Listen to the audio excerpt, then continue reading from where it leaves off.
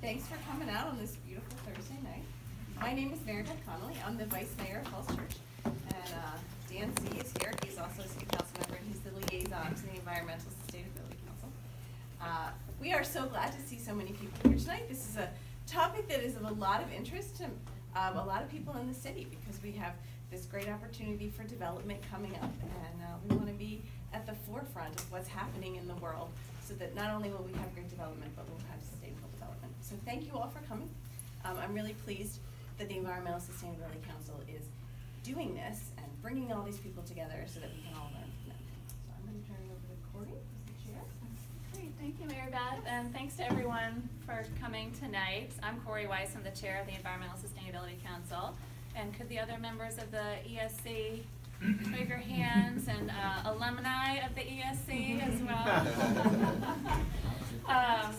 Thanks so much for coming. So we're happy to host this conversation about sustainable climate resilient development at this very important site for the city. So we take to heart the city's vision statement that by 2040 the city of the Falls Church will be an environmental leader, and this is a great way for us to do it.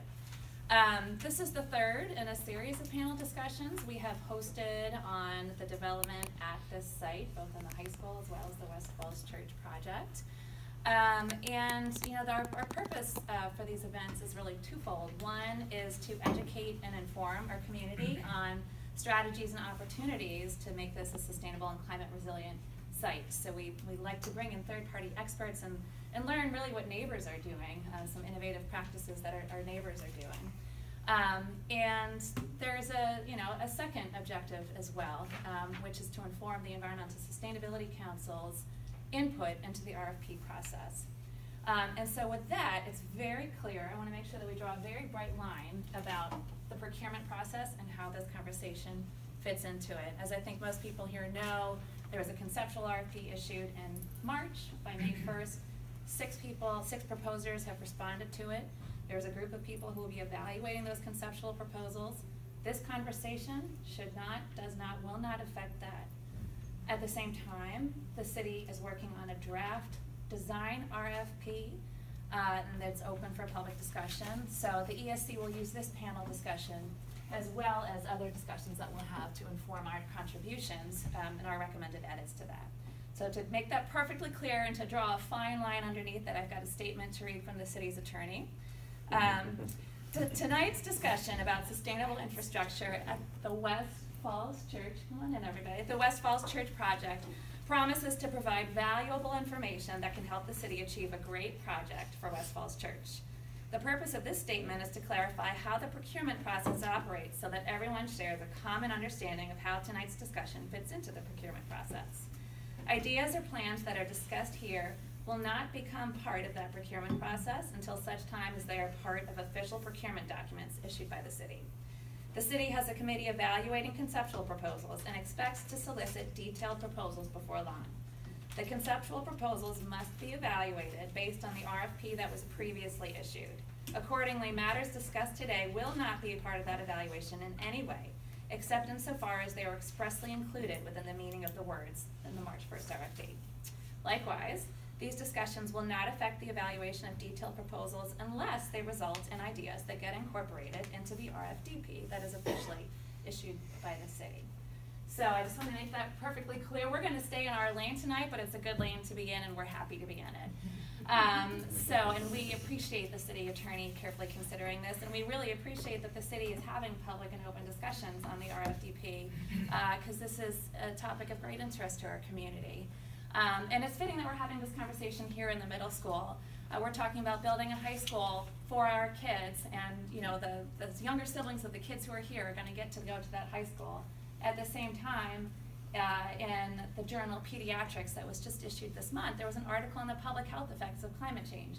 And children are expected to bear 88% of the disease burden of climate change. So we're thinking about our kids right now when we're building this project, and it's a moral imperative that we think about all the kids and make sure that this project is part of the solution and not part of the problem. So with tonight's discussion, we're going to focus on two really critical environmental impacts and opportunities posed by this site.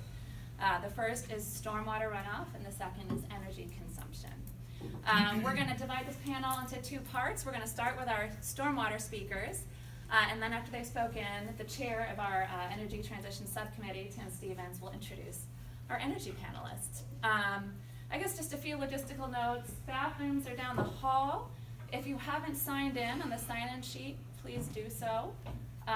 Is there anything else logistically I need to remind people of? There are agendas and bios available both on a cart as you came in, and there are a few here on the table if you don't have a copy. Okay. So good. So with that, let's open up the stormwater discussion. Stormwater, polluted runoff is a significant challenge. It's one of the largest, a very large source of pollution. And last I read, it was an increasing source of pollution, one of the only increasing sources in the Chesapeake Bay. It also significantly degrades our local streams. And that's with today's rain. We heard in our February panel discussion some climate projections that DC had done as they were developing their climate-ready DC plan. And, rainfall is going to increase in frequency and severity over time. They've estimated that what's a 1 in 100 year storm today, by mid-century, right in the middle of the life of this project, will be a 1 in 25 year storm. So we're going to see a lot more water. So we want to explore ways for us to capture stormwater on this site. We have some compliance goals that need to be met, and our stormwater lead, Jason Wistrom, is here and can answer any questions about that. We need to make sure that there's no increase in runoff from the site, but we think that we can probably do more. There's some really innovative practices in this area where stormwater is captured and used as a resource, such as Canal Park, where it actually irrigates the landscaping. And we want to think about capturing stormwater with practices that provide additional benefits to the city, and not just in an underground cistern, but beautiful rain gardens and streetscape level practices and other innovative practices that provide an amenity to the community in addition to capturing stormwater. So with that, we've got two fantastic speakers tonight, and again, their bios are on the bio sheet that they're here. We're going to hear from Maureen Holman. She's the sustainability chief from DC Water. They're doing some really innovative things with green infrastructure in the District of Columbia, and they've also been very innovative about financing it, issuing the first ever environmental impact bond a couple years ago to finance green infrastructure. So that's really exciting. And after Maureen, we'll hear from Robert Gu from EPA. He is a stormwater and green infrastructure expert, and I was told by a leading landscape architect that we're very lucky to have him here as part of the early part of the discussions around this site. So, all right, take it away, Maureen. Good evening, everybody, and thank you for welcoming me out here to Falls Church. I've already found the closest Starbucks, and hopefully I'll be able to give you some insight into stormwater management, best practices in terms of green infrastructure, and then some other lessons learned or some potential opportunities based on some facilities work that we've been doing within our DC Water organization. I'm going to go to the next one. Or actually, you know what? Would it be easier if I just stood over there and hit it myself, or do you need me But to then I stand wouldn't be there? able to Okay. film you. Okay, so according to the agenda that Corey very nicely laid out for me, my topics were to be what is green infrastructure, why green infrastructure, and then some DC Water examples and some information. So for those of you that are perhaps more familiar with the concepts of green infrastructure, you can check your phones or do whatever else you need to do for the next few minutes. So what is green infrastructure? I've pulled a lot of materials from our Clean Rivers program. DC Water has a green infrastructure program to deal with one of our large consent decree requirements to reduce and control CSO overflows. That was what was driving a lot of our work, and we've pledged and committed about $100 million to install green infrastructure in the district. However, one of the things that we hope to get out of it is a lot of information about secondary benefits, green jobs, long-term maintenance, and some of those other issues, which could then hopefully be applied somewhat universally in a variety of different settings, and certainly here in the district, certainly here in the region. So as you can see, just an overview of sort of the comparison between a natural environment and a built environment. Now, we are not quite as built here as we are in some areas of DC, but it is a very, very, very built environment. And for the most part, your natural topography and your water flows have been shifted and altered in various ways over time through building, particularly roads and other sort of alterations to the landscape. And what green infrastructure hopes to do, What green infrastructure hopes to do is it says there, and there's a lot of words. I won't read them all. I understand this is going to be available afterwards. Forgive me, I will not read everything on the site, but green infrastructure is basically the attempt to bring that pervious area and that urban landscape or that suburban landscape back into a more natural environment, and to try to get the water cycle working a little bit more naturally again. You'll notice, go to the next one. There are all different kinds of green infrastructure, some of which you might be familiar with and some of which you might not be. They are not all applicable in all cases, so you do need to be very mindful in terms of what your stormwater capture goals are, what some of your other secondary benefits or other goals may be. My understanding is that there's going to be quite a clean slate here with which to sort of really redesign a master campus, so hopefully you won't have to deal with some of the challenges recreating it sort of on a street by street, alley by alley level, which can present challenges. But there's lots of different things that you can choose from things that basically look like flower gardens. You might not even know that they have sort of these stormwater retention benefits, all the way through to very obvious sort of rain barrels and pervious pavement and things that you can install in various different ways in various different applications, whether it's just on your own personal property or, in this case, in a much larger sort of campus-wide context. The next one. In an urban setting, there are some limitations. So even though you are going to have somewhat of a green field on the surface, so to speak, it's not a true green field environment here. So please be mindful of your subsurface utilities and of all the other things that need to share your public space or your subgrade areas in order to have things like cell phone service and gas and electricity and all sorts of those other things. Because I can assure you, there is generally, you do get into some fights, whether it be inside of a street vault or whether it be in a parking area or something like that, where you're trying to fix a lot of or find a lot of different uses for the same spot. You want it to retain water. You also want to have bikes that can park there. You also want to have maybe some seating nearby. Go ahead to the next one. So then, green infrastructure, it's wonderful. It helps retain water. Why necessarily would you use it? The next one. So, as I mentioned, it's trying to replicate natural processes, but it's also doing a lot of other things for the environment and for your community, which I have listed here. The one that we perhaps emphasize the most, just because it goes the best in conversation, is the green jobs aspect of it. You're talking about installation of whether it's tree planters, whether it's fire retention cells, or even really large complex green roofs where you can't outsource the work.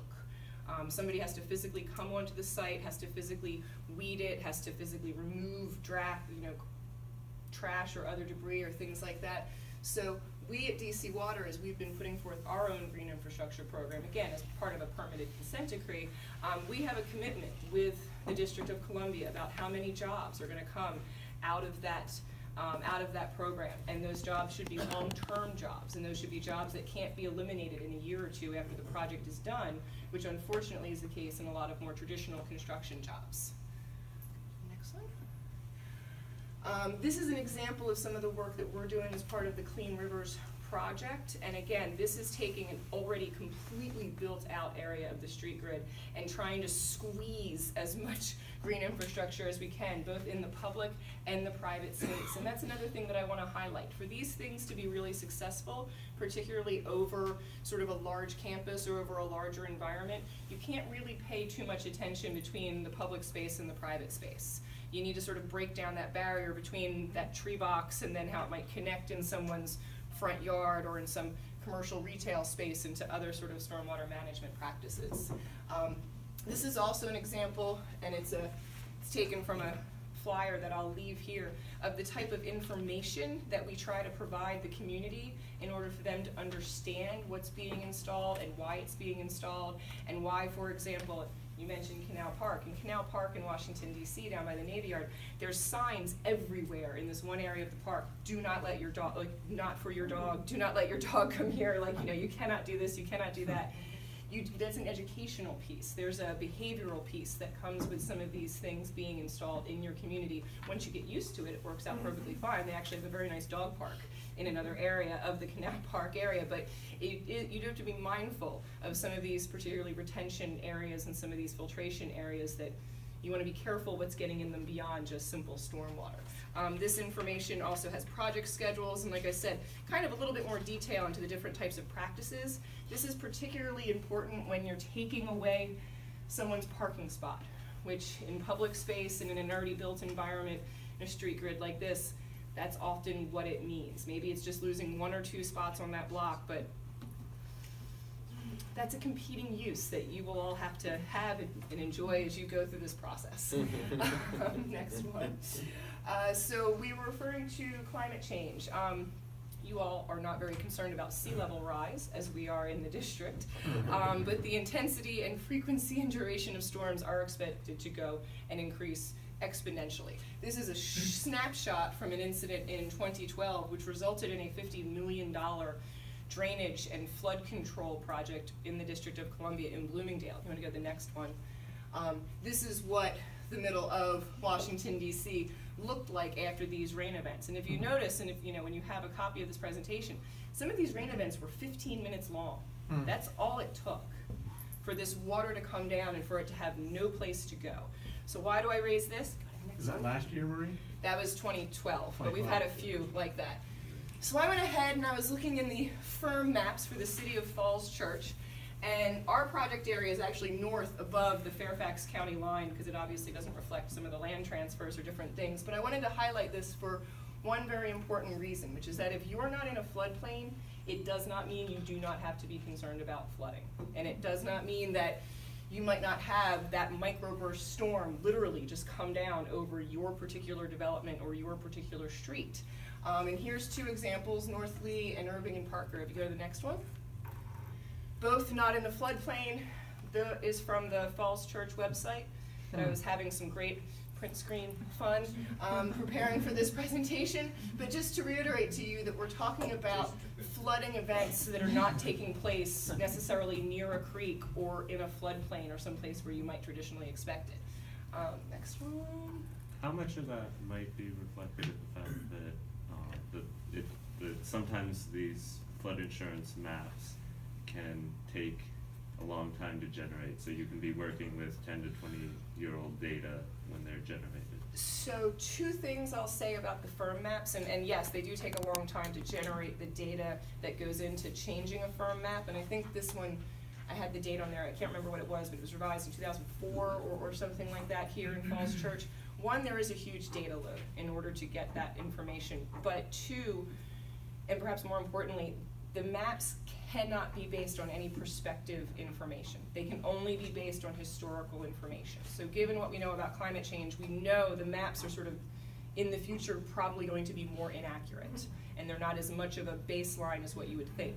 The other aspect, which I'm sure you've also experienced, seeing as how it was approved through the council, is that it becomes a political issue as well, where property levels fall within the 100-year or 500-year floodplain can directly affect property values and things of that nature. Okay, I have no time left, but I got a question. So do I get like an extra? Do I get an extra one? Okay, so this is my favorite project. If we go back 1 slide, so this is more dealing with sort of sea level rise. This is along the Anacostia, but it also is a way to sort of really mix and think creatively about different uses. A lot of people, when they're building out large sites, just think about all of the pretty uses, and there are some industrial uses that need to be included as we're building out the numbers of people. So these are our pump stations, and the O Street pump station right there, you'll see, is just almost in the 100-year floodplain, and the whole area is in the 500-year. If you go to the next one, what we've done with our headquarters facilities project is we're wrapping the entire pump station in that beautiful new building, which is actually under construction right now. And then more importantly, as it relates to this conversation, we are capturing and reusing 100% of the stormwater on site for toilet flushing and for irrigation. We've also elevated the entire front or the riverfront side of that area above the 500-year floodplain to provide us that type of protection as well. But another element of this project had to do with daylighting and just the way that it was designed and just the way that it was built out. So if you go to the next one. As I said, that's how much higher we're raising the elevation just right there along the Anacostia. And then I wanted to mention that daylighting specifically because I included here in my recommendations 1 slide, which is the next one, which just comes from our original RFP for that headquarters building. It was vision statement, goal setting, big picture, let's just literally make up anything we could possibly think of that you could put on this site and include it in there. I say that because project goals can be visionary. They can sort of push the envelope a little bit. And I encourage you to think of ways in which you can do that. But then the next slide, where I have some other recommendations, is really talking about what I was thinking about when it came to daylighting. There we go. So one of the things that we've been able to do with our headquarters project is the entire building's built around the southern exposure and the way the sun's gonna fall. I would so encourage you to build out your entire campus thinking about where the sun falls, thinking about where you're gonna need shade, thinking about where that green infrastructure is going to be put. It's something that isn't usually thought of, but it's vital for the majority of your green infrastructure plantings. And it also can have a huge impact in terms of how things work. So with that, I have two other pictures that are just pretty pictures. This is in Copenhagen, where they have a field hockey rink that then doubles as a stormwater retention pond, just in terms of ways in which you can sort of think about those different uses. Thank you. Thank you so much.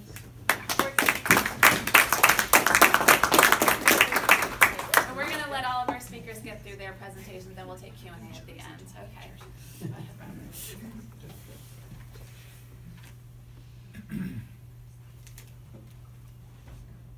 So without any apparent coordination, Maureen provided a perfect introduction to my presentation. And there's very little redundancy, so I'm very happy about that. And one thing I'd like to say is, she mentioned flooding, and it's very hard to predict, and I don't know, I wasn't here the last meeting, but the flood predictions are always going to be off, as well as the FEMA maps. And one thing we were talking a lot about is, how do you manage risk? And you're going to have risk. You're going to have flooding. So how do you reduce that, the impact of those flooding events, and what's acceptable, and how do you get back on your feet as fast as you can? And I think that's something to think about. Next slide, please. So Maureen mentioned this. I'm going to touch on these benefits of green infrastructure. For me, stormwater is not a vehicle to managing stormwater as much as it's a way to revitalize communities, a way to drive sustainability and resiliency. It's a way to transform the landscapes of our cities in a way that's multifunctional and multi-purpose. And these are some of the benefits you get. What we've seen in communities around the country is you get economic reinvestment if you do it right. Money comes to the place because people want to locate their businesses there, and they want to invest in the community. And so you have all these co-benefits, as they're called these days. And how do you quantify and monetize those co-benefits? It's very difficult. But people know what they want, and they know what they like. And when you go traveling, you often see these communities where they're very walkable, they're very green, they're very accessible, they're street cafes. They're not sterile. And I think what we get a lot in the U.S. is these high-rise mixed-use developments. In my opinion, they're very sterile and they're not very green.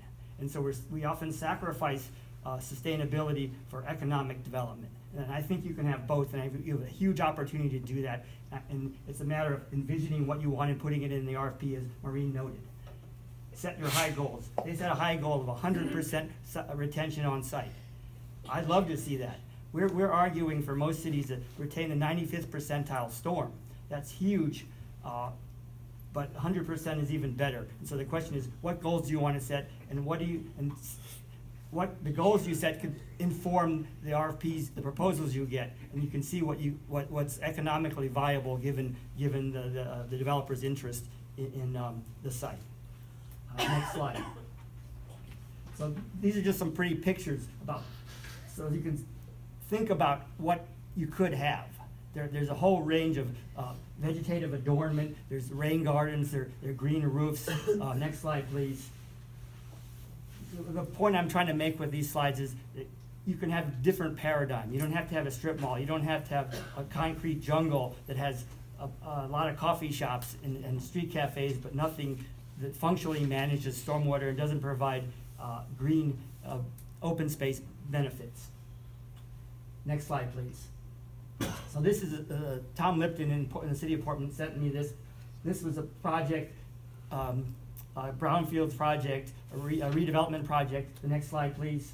This is what they turned it into. So the reason I included this slide is because it sets a point of vision for you.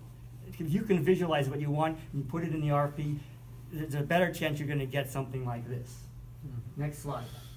So these are all examples from Stockholm, Portland, California, of amenities that you could incorporate in the mixed-use development. It doesn't have to be Bethesda Row, where you have tiny street tree boxes that hardly are functional at all, and you have very little greenery, and you don't have a lot of space to interact, community space. So what you're trying to do is promote social interaction, and you're trying to have walkable, livable communities that are cooler and have all these sorts of amenities. So that's what I'm suggesting you visualize in your RFP. Next slide, please. This is Singapore. Singapore touts itself as being the greenest city in the world, and it may be. And this is the kind of thing that we could all have in the US, and you guys have a huge opportunity to push us in that direction, because you have vision, you have a lot of expertise, and you have the desire to be more sustainable. That's the university campus. These are mixed-use high-rises with green roofs and rain gardens and walking paths. So that could all be part of your RFP. A couple people mentioned, both Corey and Maureen mentioned Canal Park. I think Canal Park is a good example. I think your city council went to visit it. You might want to take a look at Canal Park, because it is a great space in terms of managing stormwater. The fountains are all retreated, reclaimed stormwater, and they're treated to potable contact standards. First fountains in the country like that, so DC should be proud. But the whole city the whole park is designed to manage the stormwater from the surrounding development. And they've created a management system where they pay fees, and the surrounding buildings and even future development will all pay into this system to subsidize the operation and maintenance of the system. Next slide. So I went to look at the site with the city council on Tuesday, and a couple of things struck me. Is you have two parcels, as I understand. You have the 24-acre parcel, and you have the 10-acre mixed-use development that you're going to have the RFP for. In my opinion, you should integrate both. I know the ship has sailed, and it's en route on the school property, but I think you have an opportunity to use that site, because it's much more open. There's more latitude and flexibility in terms of how you manage the runoff from the two parcels. And so I suggest you look closely at the opportunities to manage the bulk of the runoff on the school site, and then incorporate green infrastructure as much as possible on the mixed-use development site. This is an important thing. Integrate runoff management in the initial design. Often these projects, stormwater is an afterthought. They plug and play stormwater features on the site, and they're not very functional. They don't really achieve your performance goals, and I'll get more into that in a minute. And then create functional community open space as a central component of the design. I think that's really important. The best developments have that component in them, and that's something you want to think about. Next slide, please. Use vegetation and green infrastructure to the extent possible to achieve these goals. As Maureen noted, you still need huge amounts of gray infrastructure, so there's no way of getting around having a hybrid system.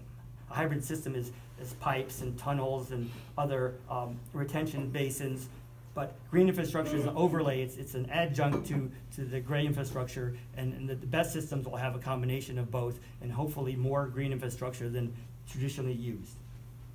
A design for multifunctionality. What we're seeing around the country is transportation systems and public right-of-ways are no longer being built just for transportation and access. They're built for other things: aesthetics, traffic calming, beautification,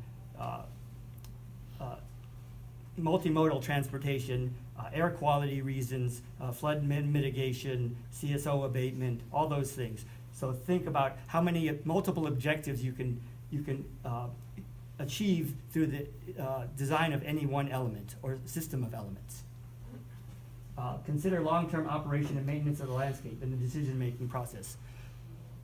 As I noted, typically stormwater is thought as an afterthought, and then the stormwater engineer comes after the whole design, the project is designed. And 2 more minutes, got ya. And they plug in the stormwater facilities.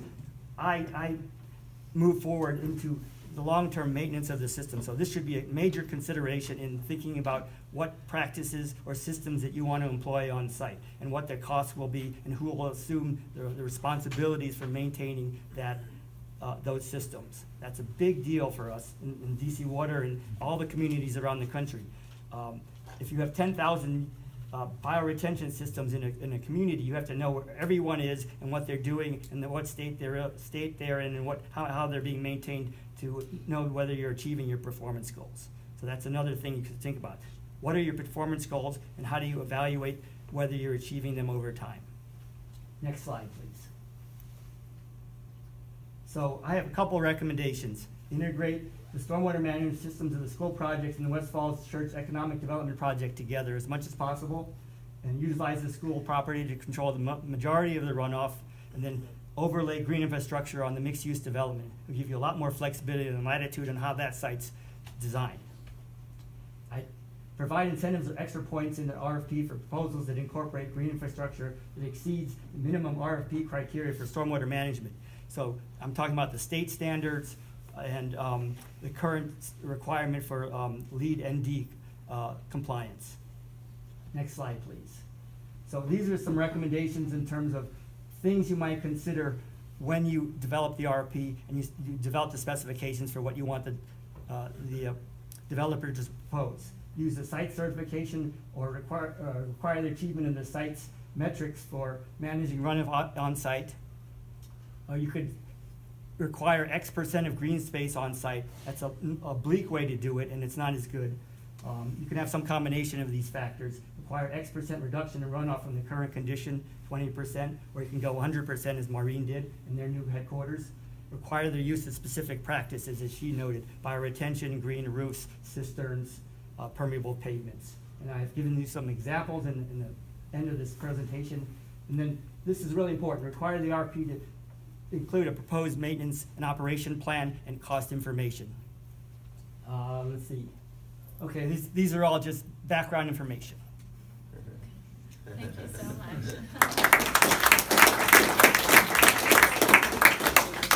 Maureen and Robert, thank you again very much. Now transitioning to our two energy speakers.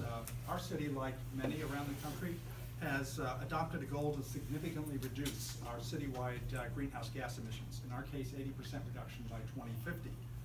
And since energy use in buildings is the largest source of emissions, the only way that we can possibly achieve that is to address how we use energy in buildings, both in terms of energy efficiency, that is to say the reduction in the use of energy, as well as cleaning up the sources of energy, the use of renewable energy. So we've invited two experts this evening to help share some ideas on how we can achieve these goals. With us is Mark Bailey, Senior Business Development Manager from WGL Energy Systems, and Bill Updike, Principal with Integral Group. Gentlemen, we look forward to hearing what you have to say. And Tim, I think Bill's gonna go first. Okay. Isn't that what I think that's You're the up, setup, you're right? up. You wanna do buildings first? No, I can No, switch I it. mean, I think the plan was for me to go first, but Yeah, we're gonna go from buildings to site, but can you do that? Yeah, just a second. The laptop's doing it, but the screen isn't Yeah, it? there we go. There we go. Carefully thought out plan. Is it still not doing it? well, while she's doing that, my name is Bill Updike. I'm a principal with the Deep Green Engineering and Consulting Company Integral Group. We have 15 offices globally, 12 offices in North America, about 500 people in the firm. And so yeah, next slide. If you, I guess you got to full screen it, so you can go past that one. Prior to joining Integral Group, I managed green building and climate policy and programs for the city government in Washington, D.C. for about 7 years. Prior to that, I worked for a renewable energy company for 3 or 4 years doing renewable energy installations and project management.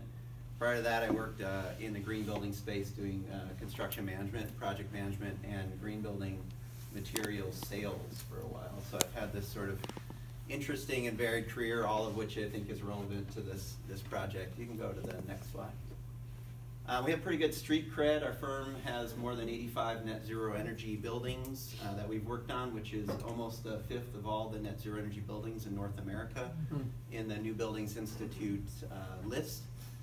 More than 45 LEED Platinum, et cetera, et cetera. Yeah, you can go. 10, almost 10 living building challenge, actually 10 now, living building challenge projects and a number of others. You can go ahead. So this slide is really to show you that these are net zero energy buildings that our firm has worked on, a few samples, all different scales, all different sizes, from 10,000 square feet to 210,000 square feet. And you'll see there's sort of the fourth line down there. Many of those have been delivered at market cost. So one of the things I want to do tonight is challenge assumptions about cost and deep green buildings. You can go to the next slide. So I'm going to talk a little bit about zero energy at zero cost. I'm going to start with an anecdote from a friend who's an architect. In the early days of LEED, they bid out, and this was in the early 2000s, they bid out a LEED project, and the bids came back in 20% above what their budget was. So they looked back at the project, reissued the project out for bid, took the word LEED out of it, did nothing else, left all the performance stuff in it, all the things that made up the LEED certification, but they took the word LEED out of it. It came back in 20% below cost, right? So, you know, we need to think about and challenge ourselves about our assumptions around cost, and that's sort of a good example of, you know, when you use certain words, it scares people off, but when you get to the teams and the folks that really know how to deliver these kinds of projects cost effectively, you really sort of get different answers, I guess, for your questions. So next slide. So this is a project that we worked on for UC Merced. You can go to the next slide. This was the original sort of conceptual design for the project, and the pictures on the bottom show the high level of direct solar radiation that was going to fall on this project with the initial design that was proposed. You can go to the next slide. So we went back and we said, all right, listen, we need to really reduce that solar radiation on the building to make it more energy efficient. And when you do that, you can see then the huge reduction in solar radiation that happens. And next slide, please. 90% reduction in solar radiation. So prior to doing that, the energy use intensity, which is really just a measure of how energy intensive your building is, was a 44 before in the initial sort of analysis of that first design. And then after the redesign and after different sort of mechanical HVAC equipment was considered, we were able to get that building down to a 26 energy use intensity. So, you know, for those who don't know what an EUI is, that's a significant reduction in energy consumption. Next slide. And hey, you know, the bonus of that was also great from a cost perspective. So annual savings, $70,000, and doing the design work that needed to be done. So this was in conjunction, the engineer and the architect working hand in hand on true integrated design from the beginning of the project, making decisions about the design of the building based on the actual performance that the client wanted to see out of the project. So those decisions then led to the ability to use a different HVAC system, which was both simpler and quite a bit less expensive, on the tune of $1 million basically. And those savings that were done, that came from the HVAC cost reductions, were then put into that building skin, the shading devices that were done on the outside in order to reduce that solar radiation on the building. When you say solar radiation on the building, you're talking about heat gain? Heat gain, Okay. yeah, that's another way to say it, yeah. So all of that stuff that came in that design, and I think it actually turned out to be a better looking building as well, all that stuff that came in the redesign of that was actually paid for based on the savings of the HVAC equipment. Next slide. So now I'm going to challenge it even further. You know, zero cost wasn't enough. Let's talk about zero energy buildings, $1 million less than market cost. Next slide. So this is a project we did for Kaiser Permanente. It's a medical office building. Next slide. So again, the key here was the architect and the engineer way early in the process doing true integrated design and tuning the facade based on the performance of the building that the client wanted to see out of the project. Next slide. And again, just like the last project, the first sort of, design of mechanical equipment in the original design, in order to actually air condition and heat this building, had to be very complex because the original design was not an energy efficient design. Next slide. But when the building envelope was tuned to be a very high performance building envelope, it allowed us to greatly simplify the mechanical equipment in the project. Next slide. And doing so, oh, that is very tiny. A lot of numbers. Those are good. Oh, wow, well done. Good job. So doing so saved $1 million in the project, $1 million and $24,000 there, I think, where that star is. Shifting again the cost over into the savings on the mechanical equipment and the HVAC design. Next slide.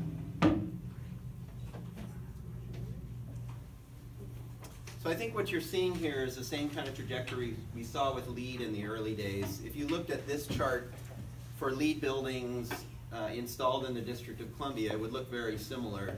It would just be like, a few years earlier, right? So you're seeing teams that are sophisticated teams delivering these very high performing buildings at zero cost or sometimes even better than market costs. And so you're seeing this heavy escalation in zero energy buildings nationally, which this chart sort of shows. Next slide. This is just an example of some local projects. This is on the top left. These are not projects that our firm worked on, but in the top left is the Discovery Elementary School over in Arlington. This was delivered, I think, less than $250 a square foot, market cost, basically. Net zero energy building. In the top right, that's the American Geophysical Union. That's a net zero energy retrofit of an existing building in a very dense urban environment. It's actually going to be, I think, the largest retrofit of a net zero energy building in the city, in the country, which is really exciting. Living Building Challenge project down at the Alice Ferguson Foundation in the bottom left, and this is the DPR construction headquarters in the bottom right, which our managing principal now, who used to work at Smith Group, she actually worked on that project quite a bit. Where's the one in the top right? Where's that one? That is in DuPont Circle. It's on Florida Avenue. Actually lived a block from there in the late 1990s when it was a very different world down there. But yeah, it actually, in the project, the building I think is more beautiful than it was before, with the design. It's a solar canopy, that sort of tree canopy at the top there. Next slide. So going even beyond just the cost conversation, what happens when very high performing buildings like net zero energy buildings become required by code or law? We're starting to see this shift happen. So do you want your building or your whole site to be the last non-net zero energy project on the block? I think this is a question of risk and a lot of other questions, I guess, connected to it. Next slide, please. You can see on the left, ASHRAE itself is committed to driving to net zero energy in the code, in the standard of ASHRAE 90.1. Combined with ASHRAE 189.1. Can you just say what that is for the non-energy? I'm sorry, that is like a national energy code. It's technically a standard, but it's used as a energy code nationally. It includes water too. And water, yes. Yeah. Sorry, yes. There's an organization called Architecture 2030, which a lot of architecture companies and other companies have, mostly actually architecture companies, have committed to. So this entity is trying to drive to carbon neutral buildings by 2030. Next slide. And the World Green Building Council has made a commitment that all buildings should be zero carbon by 2050. This isn't just new construction. We're talking about existing buildings, all buildings. And so each of the chapters of the World Green Building Council are starting to develop their own plans and programs to drive to this goal of zero carbon, all buildings being zero carbon by 2050.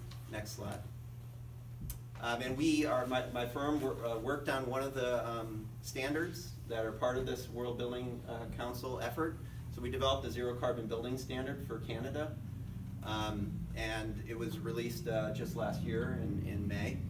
And so this is driving, this is starting to drive market transformation. There's actually, I think something like 20 pilot projects under the program right now, and a lot more waiting in the wings. Next slide. So like I mentioned before, joining Integral Group, I managed green building and climate policy in DC for about 7 years. DC has this very progressive history of green building policy, including the first green building law in the country requiring green building certification, the first energy and water benchmarking law in the country, first adoption of the International Green Construction Code as a mandatory code in the country. And then one of the things I was working on right before I left was development of a zero energy code for DC. It's with the mayor right now and for consideration.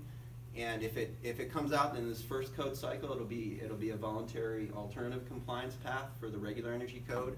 But the Clean Energy DC plan, which is the picture on the top right, which the firm I work for has actually developed the Clean Energy DC plan, calls for that code to become mandatory for single family and low-rise multifamily buildings in 2020 and for all other buildings in 2026. So very soon in the District of Columbia, new construction and gut rehabs would be required by code to get to zero energy. So again, that question back to, I might just, let's go fast. We'll go fast. All right. Next slide. Keep going. Okay, so this is just some design that we've done around what we call low temp ambient thermal energy systems. So this is district scale solutions to provide heating and cooling for a whole campus, basically a development site like this one. Strategies using waste heat recovery and ground source or geo-exchange. These are, some people call them geothermal, you might have heard that term. So using all of the waste heat and taking advantage of that, and also using geo-exchange and things like sewer heat recovery and other strategies to deliver district scale energy efficiency solutions. Next slide. And you can do the same thing with water. This is a design we did for a project, University of California, Berkeley. So this is a zero water system, essentially, even looking at rainwater for potable, which is currently not, there's some challenges, obviously, but this is zero stormwater and reuse of gray water, black water, stormwater, etc. Next slide. And this is my last slide. So this would be my recommendation to the city, kind of along the lines of what other folks have said tonight. There's a new sort of framework called performance-based procurement that organizations, cities, states, University of Chicago is using this. This building is the National Renewable Energy Lab Net Zero Energy Project, delivered at less than $250 a square foot. This is their headquarters building. Used a performance-based procurement model. And all they did is, in the RFP, they had all the normal RFP stuff. And then they had 3 buckets. One was must-have, and that was like LEED Gold, energy use intensity of 40, whatever green infrastructure, you're like a 90th percentile storm, the different sort of green infrastructure goals. You had all that stuff in there. They had a second bucket that was highly desirable. It dropped to LEED Platinum, energy use intensity of 30, deeper green infrastructure goals, all of those pieces. And then a if possible bucket, and that was a net zero energy, zero water, passive house envelope, and living building challenge. And what you're doing is you're just saying, hey, this is our project. And I don't know if you have a budget in this RFP, but whatever the RFP is, this is our project. These are the goals we want to see you respond to when you're responding to this RFP. And basically what they said was, if everything else is equal in an RFP, whoever's going to promise to deliver us the highest performing outcome or highest performing building or campus wins the deal, right? So there's no impact on cost, there's no impact on, you know, anything else really. You're just getting the highest performing project that you possibly can for your site. And so I would recommend looking at this, and I can share resources of organizations. It's actually, the model is trying to sort of expand under a U.S. Department of Energy grant right now around the country, and so I can point to some of those The General resources. Service Administration has also developed this. I'm sorry, yes, yeah, that's right. GSA is also is using this model too. And that's all I have for you, thank you.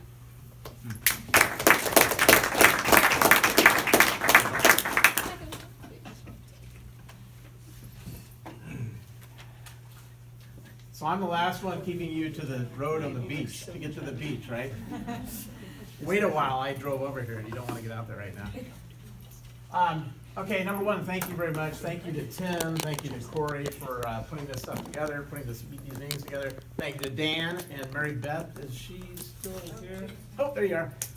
Thank you for your leadership in making this happen. I think this kind of discussion in a public forum is great, healthy, and you get a lot of input from a lot of different people. Plus, you get a chance to hear from folks and hear questions. So, I'm going to talk a little bit about energy development. Go ahead. Why energy development? I'm going to talk about distributed generation. I think if we build all the buildings at net zero or plus, we maybe don't need as much generation. But let's say we don't get there. I'm going to talk about the difference between getting electricity from the grid or generating it yourself on site. What is distributed generation? I'm talking about business models. How do you pay for all this? At some point in time, I'm sure it's going to come down to how do we get what we want, and how do we pay for what we really want? The first bucket you're talking about, or maybe the first and second buckets you're talking about. A little bit of ideas on planning considerations as you guys move forward to the next phase of the process, and hopefully some time for Q&A. Okay. So this is the. I'm not sure what happened with that line, but this is the plot of land, and literally, you know, let's take a 50,000 or 10,000 foot view. I want to echo a couple things I heard Bill talk about, and I think I heard from you as well, about the current development RFP. I think is for the 10 acres. The entire plot is 40 acres. I know we were involved quite back a couple, 2 or 3 years ago, looking at district energy, which made a lot of sense when you're looking at 40 acres. But I think don't let that site go. Don't let that idea go of, we've got 10 acres, but you're going to have a brand new school there, and they're going to be using energy. They're going to need energy. As we identify performance objectives to achieve, keep in mind the 40 acres, and don't lose sight of your neighbors. You know, I see a Metro icon up there. I think Virginia Tech, right, is neighboring. There's a lot of other energy users nearby. So that's all I'll say. I'll just plant that seed and let that rest for a while. Why energy development? You're building value in your property. You attract the kind of tenants you want here. Businesses, hotels, tenants. You're supporting your local economic development. Energy efficiency is great because you've got to do it at the site. You've got to hire people to do it. You mentioned stormwater. You know, hiring people that have long-term jobs in the technologies that you guys are leading the way on. That's a great leadership position. Of course, you're doing it for clean energy reasons. You want to reduce your carbon footprint. You want to reduce long-term costs, not just first costs, but long-term operating costs as well. You guys have a real opportunity to be a regional leader. And we're not without leadership in this region. There's a lot of cool things going on. Falls Church should be right at the top of that, and you have an opportunity here. If you do it right, you can bring in outside capital to help you. You know, it doesn't have to be all public funding. You can attract other people to invest in your vision. And okay, that's good for that. Why energy development? Real quick, top level ideas. Start with energy efficiency. I think Bill has completely nailed that home run. I'm not going to spend any more time on that, but if you do nothing at all, if you learn nothing at all tonight, focus on energy efficiency. It's free. It's free. It's the money you don't pay for it anytime you incorporate energy efficiency, whether it's LED lighting or a better heat pump. Make sure that's first on your list. Sustainability is key. You know, tackling and utilizing the Green Building Council LEED, Platinum, Gold standards, energy use intensity. Those are all very smart things. Drive performance by setting the standard very high. I'm going to talk about distributed generation. I think that's key. Consider public-private partnerships. I'll show you some things that are happening in Montgomery County where they're getting other people's money to pay for their vision. We've heard this a little bit. Set high expectations. Demand high performance, but then incentivize the winners, the people that come in and develop it, that achieve your vision for performance. I'm not going to say anything more, I promise, about efficiency. It's just the cheapest energy. It's the gas, electricity you don't use. It's easy. Start from the, put it into everything you're doing. We hear a lot about all the companies and all the great leadership, state and local, across the country on climate. And we hear quite a bit on climate, but we also hear a lot about solar and wind and how much they're putting in. They're committing to 100% renewables by 2050 and 2040. That's great stuff, it really is. These guys are all doing energy efficiency but you never hear about it, do you? Why? Because the media doesn't pay any attention to that. It's not very sexy. Solar collectors, wind turbines, a lot better, but a lot of leadership in the Fortune 500 as well as state and local doing efficiency. So keep that in mind, brag about it, make sure people know about it. Okay. This is a local toolkit from ACEEE, American Council for Energy Efficient Economy. I brought this to bear because you're part of a greater community here, right? This development's inside Falls Church. You have local governments, you have greenhouse gas goals. I heard 80% by 2050. 8% reduction by 2050. Reduction, okay. That will impact what you do. There are resources available, I'm sure, locally, at the utility level, at the state level, to bring to bear to your project. Tim and I had a discussion about building codes, and I love Bill's piece just now. Building codes are typically, the worst building you can build and still comply and not break the law. Typically, building codes are the worst building you can build and not break the law. Now, Bill's talking about crushing that ceiling. Really, he is.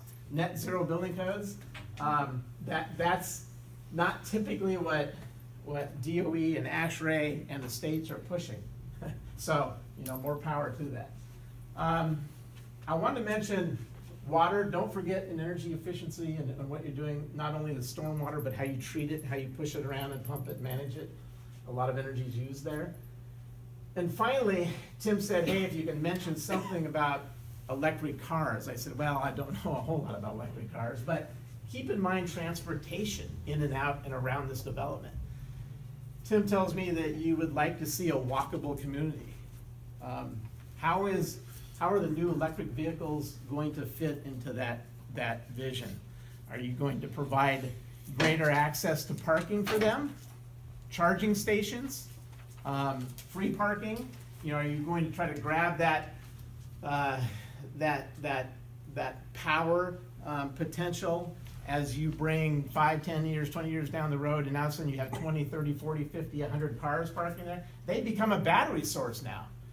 Keep in mind that's truly cutting edge. That's net zero everywhere, right? Now your electric cars that come to work are part of your battery storage to save the power that your wind turbines or your renewable collectors are creating. A little bit on the cutting or maybe even the bleeding edge, but at least parking, providing a greater access for parking, creating parking spaces and incentivizing people to get those kind of cars here is a step in the right direction. Okay. Distributed generation and resiliency, okay? Power plants all started way back in 1882, Thomas Edison. I think this is kind of ironic. The first central power plant was in downtown Manhattan, served 85 customers, and lit 400 lamps. Now we're talking about bringing microgrids back together in local campuses and cities. That's where it all started. Okay, roll the tape forward. We then got to this, 136 years later. Now we have this really marvel of a modern electrical grid, right? We generate all of our power. We generate our power 50, 100 miles away, 200 miles away.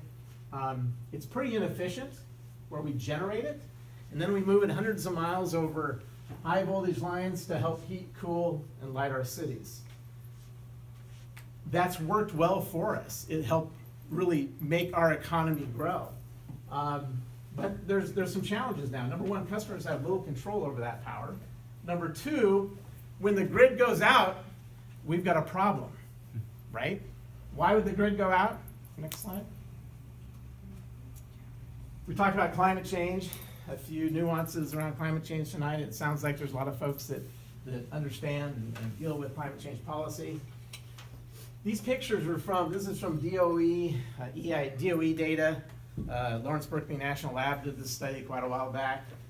I was looking at these pictures, and I talked to the guy who used to know at the lab, and he said, yeah, go ahead and use them. They're public domain, DOE paid for them. And they could have been taken last year and 2 years ago. They're 5 years old, I think. But if you look at it, you say, well, yeah, that could have happened last year. Where's Houston? Where's wildfires, et cetera? One point on the graph, back in the early 90s, we had 20 to 30 grid interruptions a year.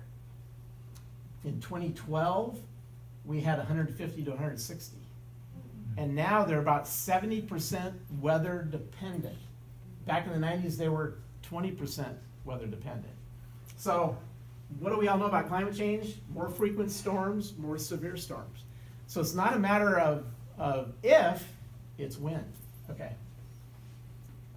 At the same time that's happening, we've got tremendous reduction in price for wind and solar.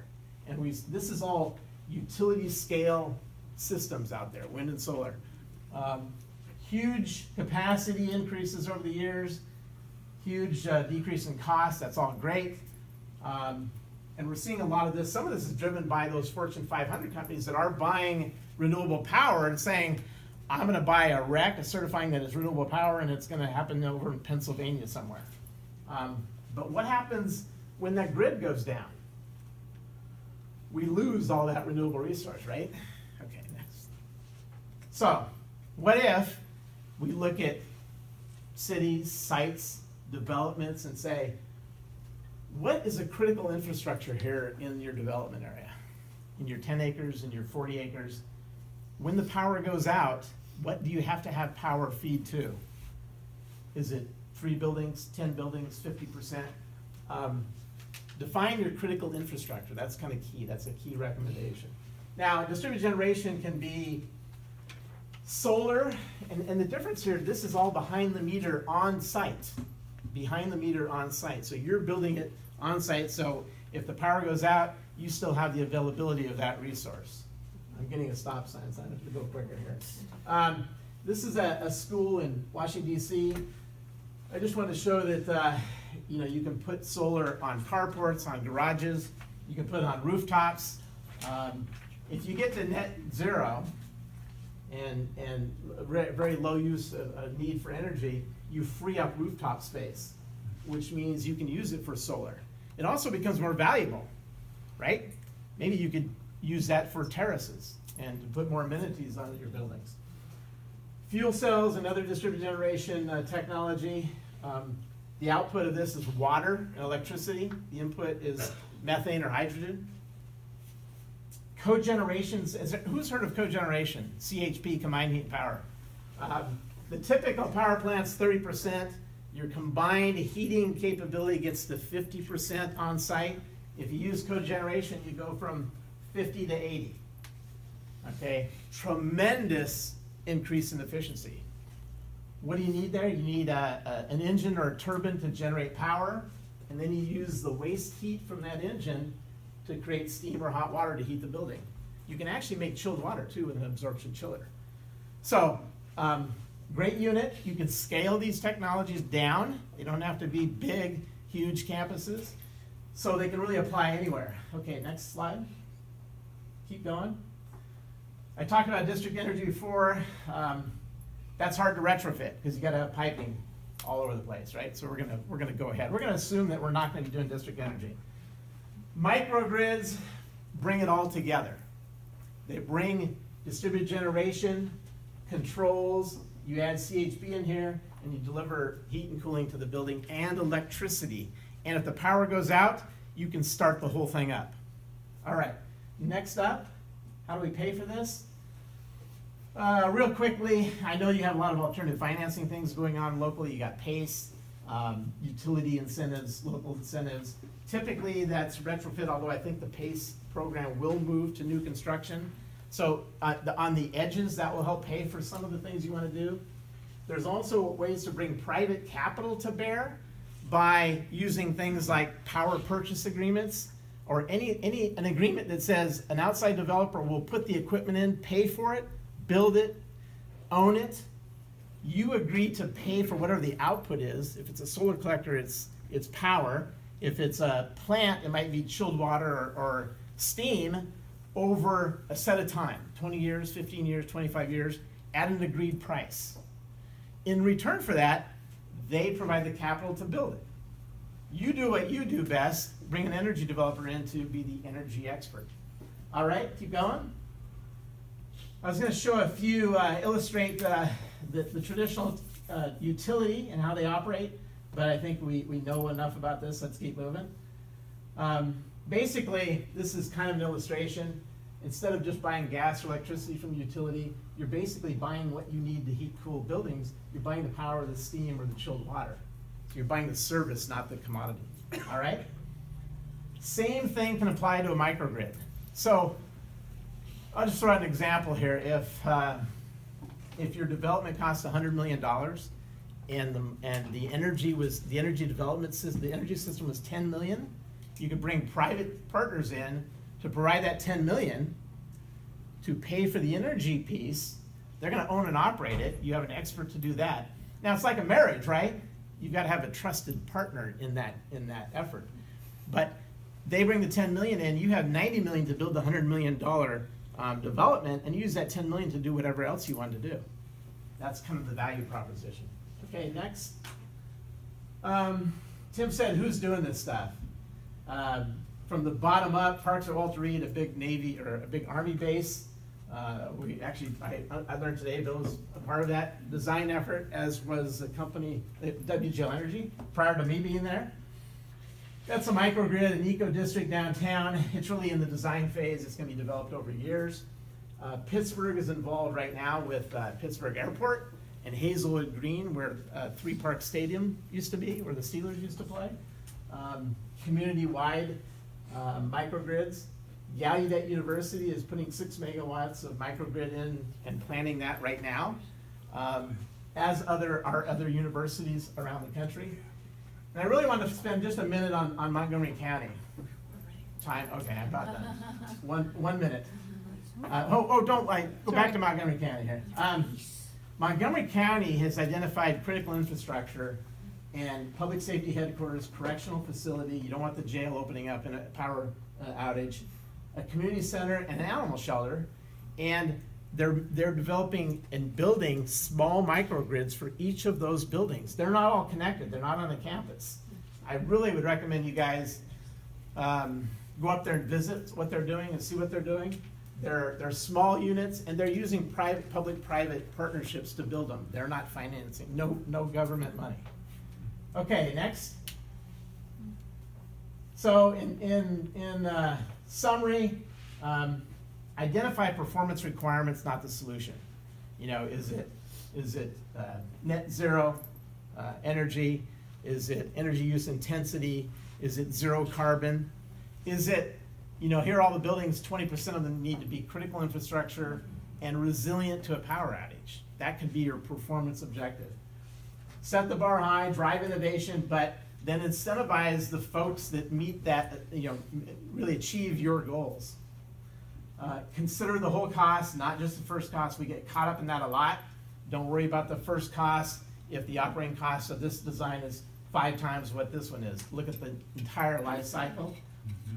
Drive partnerships that bring in partners and outside capital.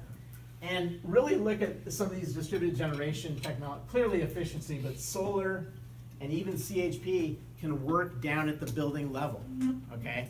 For CHP, if you have electric load and a thermal load, you can make it happen. 75 kW, a small hotel can use that kind of technology. So, good luck, and thank you very much. Got all that? All right, thanks so much. So yeah, go ahead, let's open up the Q&A. Oh, and actually, I just want to announce that we're going to lose Maureen at about 9 or 9:15, so ask your stormwater questions early rather than late. So, I had to laugh when somebody made the comment about leads.